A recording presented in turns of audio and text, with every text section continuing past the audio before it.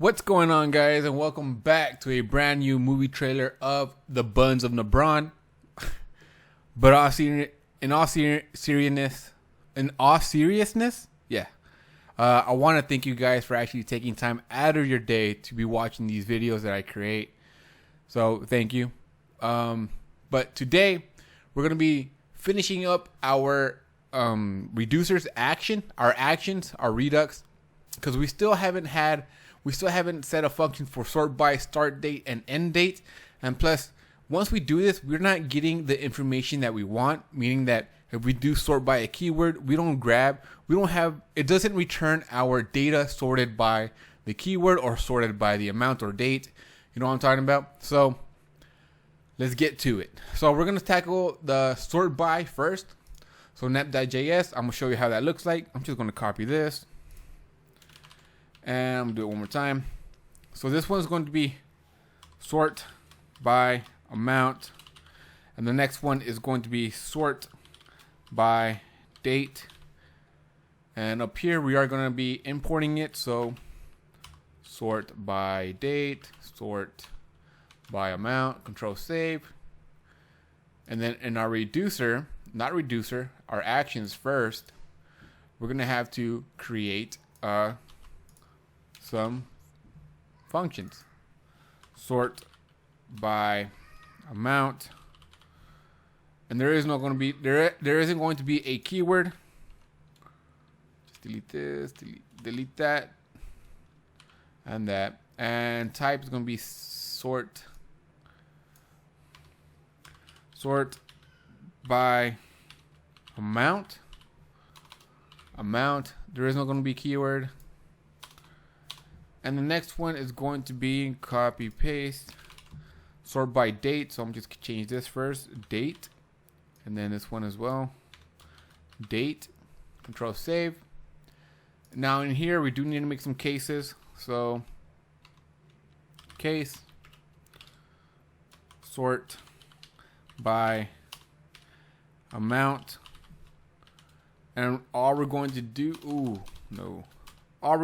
is return an object with our current state, whatever it is,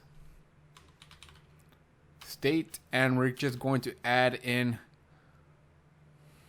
sort by and then amount, since this is amount, and I do need a string that. So copy, paste. No, this one actually goes there. This is going to be sort by date, and it's going to be date. Control save. All right, our last two should be, the first one should be amount, which we do get, and the second one is amount. Oh, I see the problem right here. So our default is sort by lowercase, and we're setting it uppercase. So I'm going to redo this one, uppercase B. Control save, and now we should get sort by amount and then sort by date. Now we have that for ourselves. Now we need to tackle start date and end date. Now for this, I'm going to be using a library called moment.js. If you don't know what that is, it's literally just a time library. Let me see, moment.js. Yep, right here. It's just a library for time and dates, and it tells you how it's much more simpler than you actually using the JavaScript date object, which kind of sucks, to be honest. I really do hate working with it. But yeah, I'm gonna be using this, and it gives us a way to format the dates the way we want to, and it's just much more simpler. So let's do that. In our second PowerShell, I'm going to be using yarn add moment, because we need that library. In app.js, I am going to be adding it. So import moment from moment. Control save this right now. All right, so that way we don't get confused on. Oh, let me get rid of this. So we don't get confused on what's going on anymore. I'm just going to comment these out so that way we can focus on start date and end dates. But I am going to copy this because I don't want to keep on redoing it. So sort by, I'm going to say set start date, copy this, paste it, and set end date. And for right now, I'm just going to pass in moment and then dot format. We're going to format it with the uppercase L, which you'll see what it looks like at the very end once it formats. And for our end date, I'm going to set it 10 days ahead. So moment dot add, because I want to add 10 days day.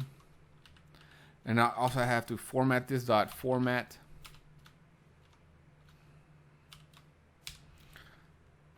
We got to format it so that way all the dates look the same. And once we start doing like ranges between, like trying to figure out what the range is, or like the range is between the start and from the end, this format date is going to help us a lot. So, because imagine having different formatting dates. Yeah, it's going to get hectic. So we're just formatting all of them like the same way, so that way it'll be easier on us ahead of time. Control save this. Yeah, we're going to get that. And these are actually in the filter. So set end date, set start date, control save right here. Copy, paste, set end date. And we do pass in a date. So I'm just say date. Or to actually make it more readable, I guess you could say end date, and we're gonna say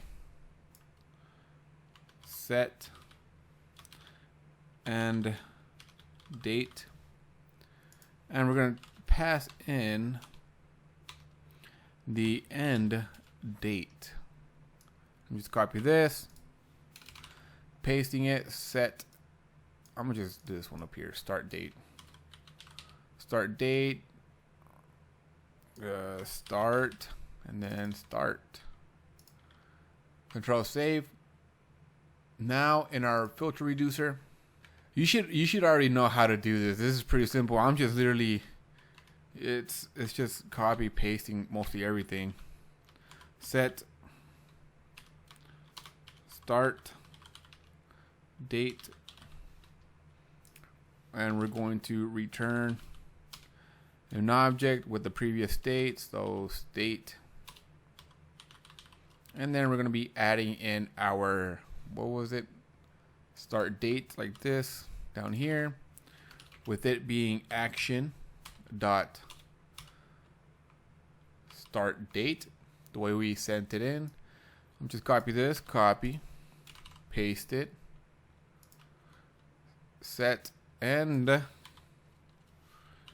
date, and this should be end date, and this should be end date, end date. Control save. Now we should see two things down here. We should see our start date, which is undefined, which is not good. Let's see if we actually get it up here. Our start date is undefined. Let's see what went wrong over here. Nothing here. I don't see nothing here. Oh, right here. Start date. Control save. Now we should have our filters. Okay, our start date is right now. Yes, 1/12. And this is the format, by the way. The format L, that one we just did. L, capital L. This is the format it looks like. So 01/12/2020. And we added 10 days to that. So 01/22/2020. Awesome. We have all this being correct. Now what we need to do is actually, which is going to be, I'm going to say the most difficult part, is going to be actually filtering out our data the way we want to.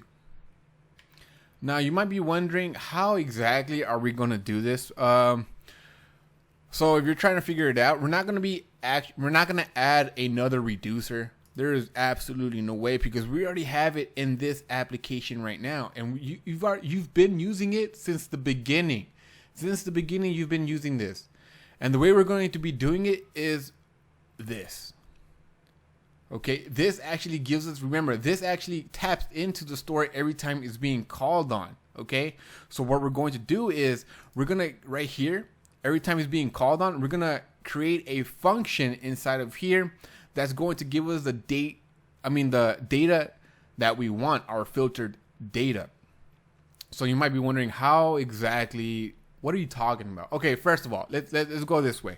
First of all, let's create a variable, const get filtered data. Okay, and this is going to be equal to a arrow function, and this arrow function is going to take in our expenses and our filters. Okay, and we're going to be doing something with those expenses and filters. But how do we get this? How do we get the expenses filters? Like I said, it's going to be in here. Remember, this actually has our stuff. But for simplicity's sake, we're going to say, hey, const store is going to equal store dot get state. Now, I know you remember what get state does. It literally returns your state. Now what we could do is actually we could actually call on get filtered data. So I'm just say const data is going to equal get filtered data, and we're going to pass in the things that we want. We want store dot expenses, and then store dot filter. Now I can't remember, is this filter? Okay, it's S with the filters. And actually store doesn't make sense to actually, this is actually, we're getting a state back, our state back. So I'm just going to renaming this state, control save. Awesome. And we can actually counter-log the data. So data, control save. Yeah, we get undefined for right now because we're not returning nothing up here. Remember that. So up here, let's just return expenses. We should see empty array, obviously, because we commented these things out, and we don't have no expenses. This is for filters. Let me just uncomment these two, so that way you could see that we do get two filters or two expenses, which we do. Our cyber truck, yeah, rental truck, and our coffee. So what we could do is actually in here create a function or create logic that gives us back our data the way we want it. So I'm gonna actually get rid of this. So I'm going to use the filter method once again to get all the data that we actually want, to filter all the data that we want. So I'm gonna create we're gonna return expenses dot filter, and it is an object. We're gonna get an expense back, and in here I'm gonna create a const because we're gonna just right now we're gonna tackle the date range. We still need to tackle the keyword, but we're going to tackle the date range for right now. And to tackle the date range, actually, we do need to created at, or add a property created at right here. So that's what I'm going to do at. So that way we could actually see if it's actually working. So I'm just add one right there. Created at moment.add 5 days .format L. That's it. I'm going to do the same for the next one, for the both that I have. But instead of 5, I'm actually going to add 20. So that way the range is pretty far apart, and we could actually see if we could actually filter for these two. Okay, since our ranges is from the 12th, since today's the 12th, from the 22, we should only get back the first one, not the second one, because the second one goes into the next month. So we shouldn't get the first one. We should only get back the first one, which is trunk rental. So anyways, go back up here, and this is where we're gonna try to filter out for those things. So we're gonna say is date range. And we're going to set that equal to moment. And in here, we do want to pass in the one that we're trying to figure out if it's in between. So the created at, and that lives inside the expense dot created at. Now, moment does have a method that we can use to figure out if it's in between two dates, and that is between, and we just add in the two dates that we want. And those live inside the filters dot start date, and then filters dot end date. And then finally, after all that, we're going to return is date range. And you see down below, we do get one object back, or one expense back, and that is the truck rental. Since the truck rental is at 117, that's when we created it, and that's within the date range, which is awesome. Now, if I change this back to, let's say, 9 days, that is in our date range, so we should get 2, which we do. We get the truck rental and also coffee. Awesome. Now, we're going to tackle the keyword. Now, it's not that hard. It really isn't. I'm going to create another const. I'm going to say keyword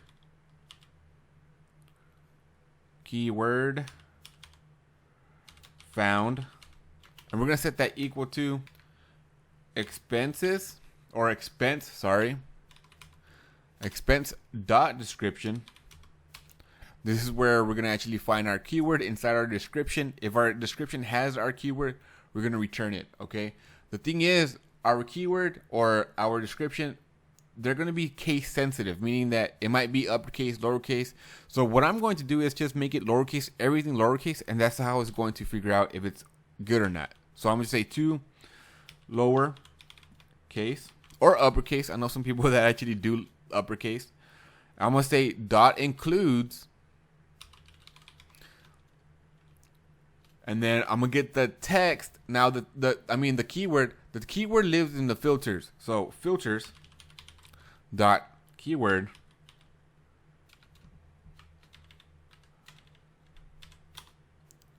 just like that. And then I'm going to make this to lowercase so that way we don't get into confusion.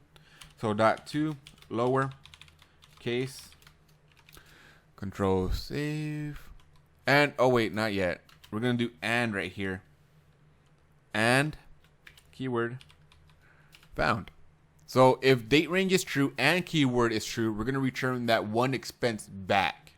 Okay? If it's false, then we don't return that expense back. So if we control save this, you are going to get an error or not. Wait, hold on. Why not? Let me see. What do we get back? We get 2 right now. That's right. We get 2 because the keyword right now is actually an empty string. So, yeah, every one of these have an empty string. So what we need to do is actually, in here, I'm going to actually uncomment set keyword filter coffee. And this should only give us return back 1, which I think it does. Look at that, coffee. Yes, it does return just 1. So if we actually leave it off, we get both of them back because keyword is not set. So we get 2 back. And then if you actually, let me try rent. Truck rental is one of them. So we do get 1 back, and we see that it's 117, which is truck rental. Awesome. So now that we have everything filtered, we still gotta tackle the sort by. We have everything filtered, correct? We have everything filtered the way we want it to, but we don't have it sorted by. So they could sort by the amount or by the date, okay? And that's what we want to do. We want to sort it out. So let's actually do that right now. So this function is going to return an array back. So what I want to do is just I'm gonna tack on a dot sort at the very end, so that way it'll sort as well. So once it filters out, we're gonna sort that as well. And this function, it's a method. And if you don't know what sort does, look it up. It's pretty easy to understand. It just compares two values, A and B. So right now we're going to be checking, first of all, if the sort by is equal to the date. So I'm going to say if filters dot sort by, does it equal to date? Then we're going to do I think it's lowercase date. I'm not too sure. Then we're going to do something here, else if filters dot sort by equals amount, we're gonna do something else. Okay, so let's tackle the date first. Oops. So the way I'm going to do it is a descending order, meaning 12, 11, 10, 9, 8, 7, 6. That's how I'm going to do it. Now you could add a function in here, another function saying that, hey, how do you want it? Do you want it descending or ascending order? How do you want it? Right now, Rich is doing descending. And that's it. That's going to be it for this one. But yeah, we're doing descending. So how are we going to do this right now? So we actually need to grab moment once again and pass in the actual date that we have. So it's going to live in the created at. So it's going to be in expense. Sorry, not expense. We're dealing with A and B now. I'm being dumb. A dot created at. Okay. And we're gonna just check if it's higher or lower than the second one. So moment again, and we're gonna grab the second one, B dot created at. Now, sorry, don't worry about this right now. We are going to fix this. It's just minus right here. Minus. Control save. So right now, if we actually look at this, and we only have one back, so let me actually comment this out so that way we get both of our objects back. And let's see. We got 117 and then 121. Awesome. It's going in ascending. Is that descending order or ascending order? I'm not too sure. I'm an idiot. Return. I'm gonna do this one A and this one. Let me leave it like that. Let's see if that works. Control save. And we get 17 and 21. All right. Let me do this one A and this one B. And we get 17 and 21 still. Jesus. Why is it doing it 17 and 21? Oh, I know. Let's uncomment this because I think by default we have it by amount, but let's sort by date. Control save this, and we should get 21 and 17. Awesome. Now we have it. Okay, descending order. Awesome. So return moment B dot created at minus moment A dot created at, and this is going to check if B is less than A. If it is, or greater than A. If it is, awesome. Put it on top. Second one, put it on the bottom. Awesome. Oh, man, dude, that's really annoying when you get that stuff. So the default was amount, and we just sorted by date. All right, now let's tackle the amount. Tab it. Before we do that, let's actually comment this one out and uncomment the amount so that we sort by amount and not get that confused once again. In here, we're going to return a dot amount if it's greater than, because we're still going from the descending order. So is B dot amount. If that's true, then we're going to return a 1. If it's not, turn a -1. Control save, and we should get 16 and then 100. If we wanted it the other way, we should do B right here and A right here, or just swap the less than or greater than, and we should get 100 up above. Yeah, 100 and then 16 down below, which still is in descending order. Awesome. I'm sorry that I couldn't play sort correct, but I hope you actually got something from this video. We actually finished the Redux. We actually finished it, guys. In the next video, we're going to be actually connecting this with our React. So we already have our store, our Redux store, and it has all of our filters and expenses and all the things that we're going to add. Now we need to just connect it where when we click something, something's going to happen. When something happens, well, you know what I'm talking about, right? We're just connecting that to the stores, and we're gonna actually organize this a little bit because this is a function where we don't want the function to be living inside the app.js. So yeah, we're gonna just be organizing this a little bit and also connecting it with the React components, which I'm pretty sure you were all wanting anyways. So yeah, thank you so much for watching, guys, and I hope you actually learned something. And despite my lack of effort on trying to explain what sort is or even filter, I do hope that you actually learn something from this and start doing your own kind of things from here on out, or trying to figure out things from here on out.